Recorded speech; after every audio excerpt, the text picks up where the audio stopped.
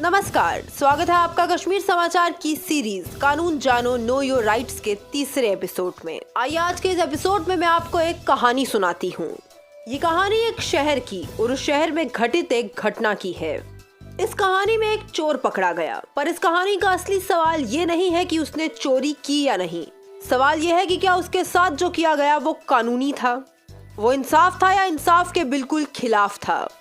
चलिए शुरू करते हैं। इस कहानी में एक लड़का है, बैकग्राउंड अच्छा है, परिवार अच्छा है, पढ़ा लिखा है, लेकिन एक दिन भरे बाजार में एक महिला के झुमके खींचते पकड़ा गया, रंगे हाथों पकड़ा गया। लोगों ने उसे चोरी करते पकड़ा और कहा ये नशे करता है।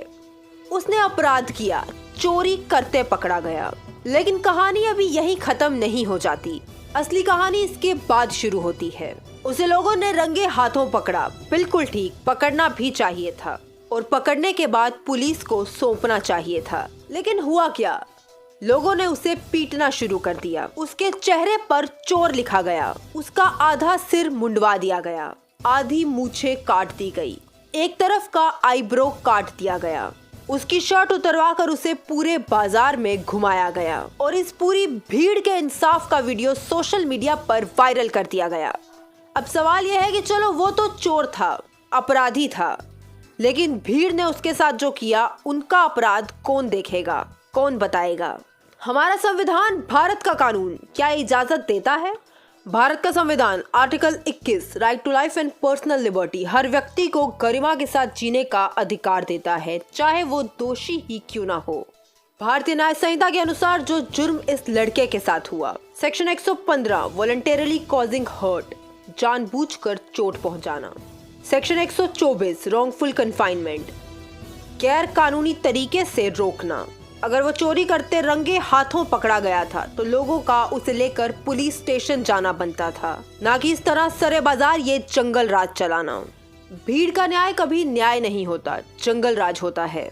Section 130 criminal intimidation, section 79 defamation, section 126 assault with intent to dishonour, section 196 recording and circulating private acts to insult. इन सभी धाराओं के तहत पुलिस केस बनता है, उस लड़के पर नहीं बल्कि भीड़ पर। हमारा लॉ साफ तौर पर कहता है two wrongs don't make a right. चोरी गलत थी, लेकिन उसके बाद जो हुआ वो उससे भी बड़ा अपराध है। एक आरोपी को सजा देने का अधिकार सिर्फ कोर्ट को है, न किसी भीड़ को, न किसी मोबाइल कैमरा को, न किसी फेसबुक पेज को, न किसी फेसबुक पेज पर आए किसी कमेंट को। जब उस लड़के के साथ ये सब हो रहा था तो लोग मोबाइल निकाल कर वीडियो बना रहे थे, तालियां बजा रहे थे। फिर उस वीडियो को बेशर्मों की तरह सोशल मीडिया पर सर्कुलेट किया गया। उस पर कमेंट्स किए गए, जस्टिस सर्व्ड, चोर के साथ ऐसा ही होना चाहिए। उस पर मीम्स बनाए गए। लेकिन क्या किसी ने ये सोचा कि वो तो अपराधी है? लोगों ने खुद कहा कि वो तो नशे करता है, लेकिन हम सब लोग तो अपराधी नहीं थे, हम तो नशे नहीं करते थे। हम बिल्कुल ये मानते हैं कि चोरी एक अपराध है जिसकी सजा मिलनी चाहिए, जरूर मिलनी चाहिए, लेकिन एक अपराधी को सजा देने के लिए हम भी दूसरा अपराध करें, ये तो बिल्कुल ठीक नहीं है। अगर इस सब की वजह से वो युवक या उसके परिवार का कोई सदस्य आत्महत्या कर लेता है तो कौन जिम्मेदार है? फिर यही लोग जो मीम्स बना रहे थे, सोशल मीडिया पर वीडियो शेयर कर रहे थे, यही सोशल मीडिया पर लिखेंगे RIP, वी वॉन्ट जस्टिस। जब कोई समाज की हरकतों से दुखी होकर आत्महत्या कर लेता है तो हम सोशल मीडिया पर बड़ा बवाल खड़ा करते हैं, लेकिन उसे इस अंजाम तक लाने के लिए मजबूर करने वाले भी हम लोग ही होते हैं।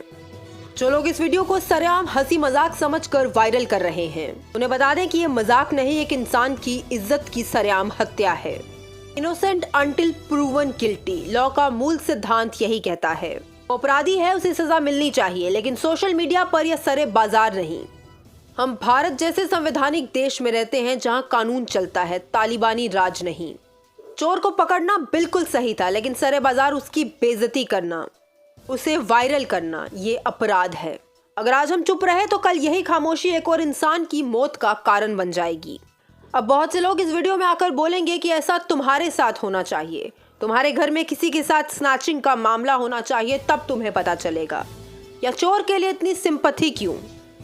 तो मैं स्पष्ट कर दूं कि मैं चोरी जैसे किसी भी अपराध का बिल्कुल भी समर्थन नहीं कर रही, ना ही चोर का, ना ही नशे का। लेकिन मैं ये मानने से भी इनकार कर रही हूँ कि इंसाफ का रास्ता भीड़ से होकर नहीं जाता।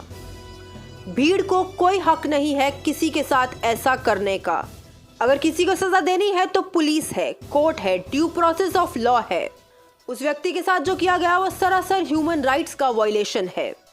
अगर कानून की नजर से देखा जाए तो भीड़ के हर एक सदस्य पर मुकदमा बनता है।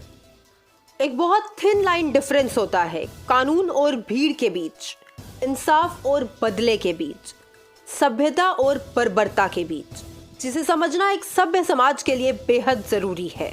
हम जम्मू में रहते हैं, अफगानिस्तान में नहीं। यहाँ भीड़ नहीं कानून राज चलता है।